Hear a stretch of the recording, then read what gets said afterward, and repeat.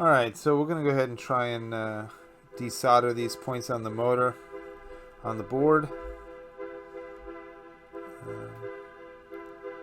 Let's see how this, if I've got this heated up. This isn't getting warm enough. There we go. There we go.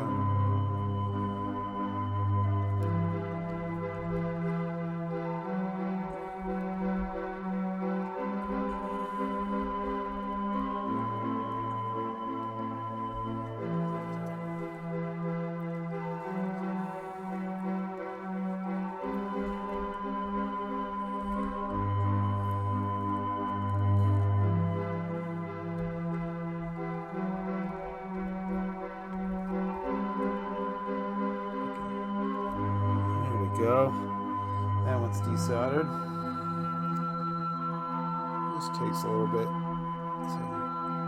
to sop up some of this solder into this connection.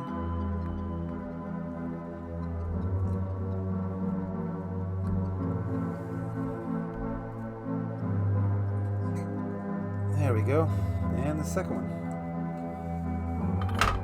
Alright, so how well you can see this. Let me take it out.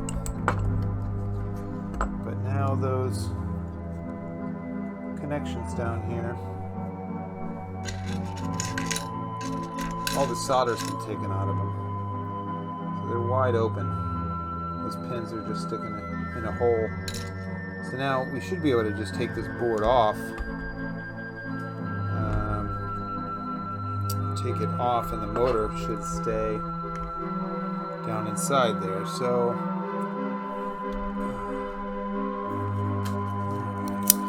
take out the trusty Gerber. Just got a nice thin little blade on this. Let's see. Oh, you know what? I think we're gonna have to take this one off too. I think this is it's a ground.